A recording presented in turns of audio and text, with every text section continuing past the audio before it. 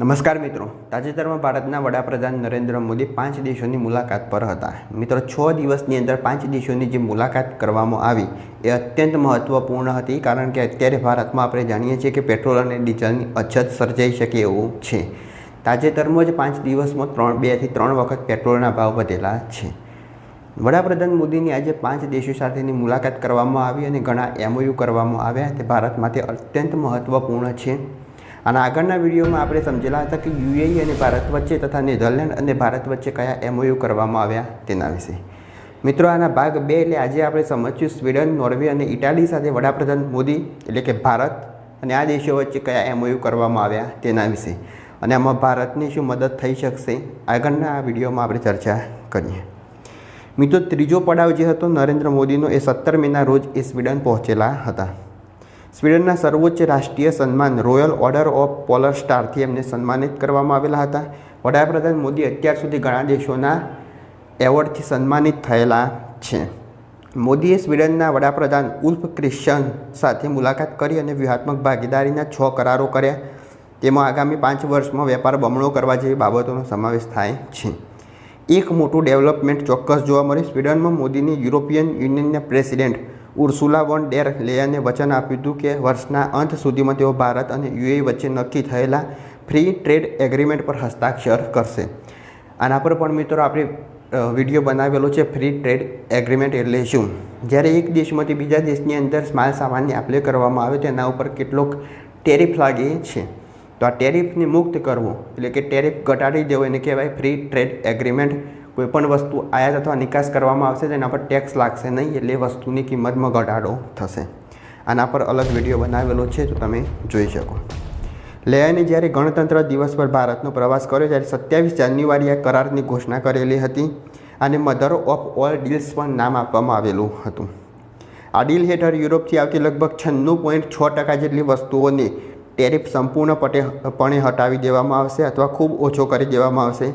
આવું જ યુરોપે પણ ભારતથી આવતા 99.5% સામાન પર કર્યું હતું।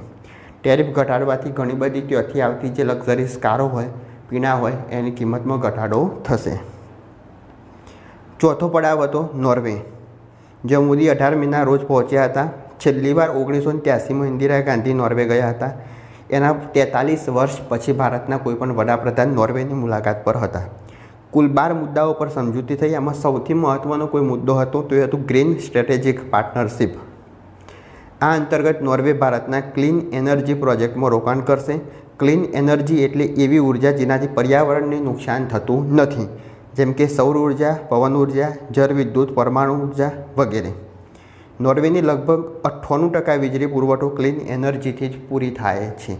આના પરથી આપણે સમજી શકીએ 98% ઉર્જા કે જેનાથી પ્રદૂષણ મુક્ત ભારત આપણે બનાવી શકીએ। સૌર ઉર્જાનો ઉપયોગ કરી અને ઘણી બધી ઉર્જા મેળવી શકાય, તો જેમાં કોલસો અને પેટ્રોલિયમનો ઉપયોગ ઘટાડી શકાય, જેનાથી આપણે પર્યાવરણ પણ બચાવી શકીએ।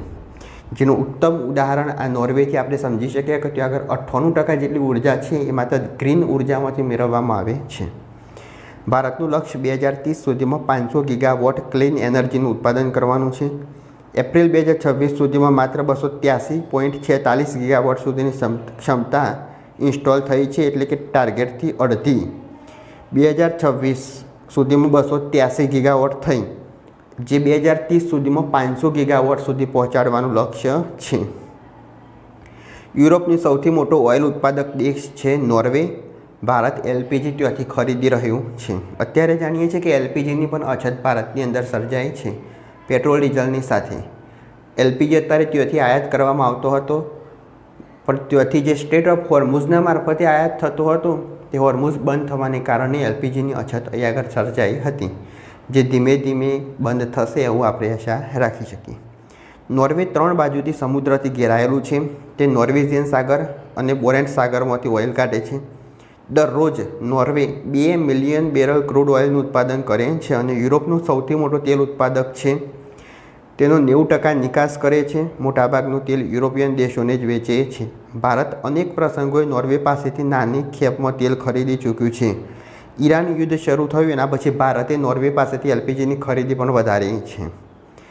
ઇન્ડિયા નોર્વે બિઝનેસ સમિટ દરમિયાન નોર્વેથી સૌથી મોટી ઓઇલ કંપની ઇક્વિનોર પણ સામેલ હતી। 2024માં પણ ઇક્વિનોર પાસેથી ભારતના સ્ટ્રેટેજિક રિઝર્વ માટે ક્રૂડ ઓઇલ ખરીદવાના સમાચાર આવ્યા હતા. ભારત ભવિષ્યમાં પણ નોર્વે પાસેથી ઓઇલ ખરીદવાનો વિકલ્પ શોધી રહ્યું છે, જેથી આ હોર્મુઝનું જે યુદ્ધ ચાલુ છે અને આપણે નોર્વેથી જો ઓઇલ મંગાવીશું તો ઓછી અસર થશે. હવે નોર્વેમાં મિત્રો એક એવી ઘટના બની હતી જે ખૂબ જ ચર્ચામાં છે. નોર્વેમાં એક પત્રકાર દ્વારા વડાપ્રધાન મોદીને પ્રશ્ન પૂછવામાં આવ્યા હતા, પણ મોદી સાહેબ દ્વારા એનો જવાબ આપવામાં આવેલો ન હતો. તેનાથી પણ ઘણી ચર્ચા આગળ વધેલી હતી. એ પત્રકાર દ્વારા પાછળથી એવું કહેવામાં આવેલું હતું કે નોર્વે જેવો એક નાનકડો દેશ ભારત જેવા મોટા દેશ સાથે જો વેપાર કરતો હોય તો અમારે ઘણા પ્રશ્નો પૂછવા જોઈએ અને એમને એમનો જવાબ પણ આપવો જોઈએ, પણ મોદી સાહેબે એનો જવાબ આપેલો ન હતો. આના પરથી આ વાત ખૂબ ચર્ચામાં આવેલી હતી. હવે એના આગળ આપણે વાત કરીશું તો 19 મેના રોજ વડાપ્રધાન મોદી ઇટલી પહોંચ્યા હતા. જો તેમને વડાપ્રધાન જોર્જિયા મેલોની સાથે મુલાકાત કરી. ઇટલીમાં બંને નેતાઓ એક જ કારમાં ફર્યા.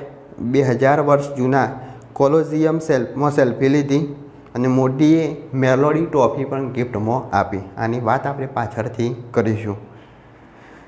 હવે ભારત અને ઇટલી વચ્ચે કયા કરાર કરવામાં આવે એના વિશે માહિતી મેળવીએ તો IMECથી trade connectivity, India Middle East Europe economic corridor એટલે કે IMECને આગળ વધારવા બંને દેશ સહમત થયા. 9 સપ્ટેમ્બર 2023ના રોજ દિલ્હીમાં G20 સમિટ દરમિયાન આ વાતચીત થઈ હતી. આ પ્રોજેક્ટ ભારતે મિડલ ઇસ્ટ અને યુરોપ સાથે રેલવે, પોર્ટ અને શિપિંગ નેટવર્ક સાથે જોડાયેલી યોજના છે. હવે IMEC શું છે એના વિશે આપણે માહિતી મેળવીએ અને કેટલું મહત્ત્વનું છે એ પણ આપણે ચર્ચા કરીશું. ઇટાલી યુરોપના મોટા દરિયાઈ વેપાર કેન્દ્રોમાં સામેલ છે. વાણિજ્ય મંત્રાલય પિયુષ ગોયલે G20 દરમિયાન કહ્યું હતું કે આનાથી ભારતથી યુરોપ સુધી સામાન પહોંચાડવાનો સમય અને ખર્ચ 30થી 40% ઘટશે. એટલે આ કોરિડોર બનાવવામાં આવશે એના પછી.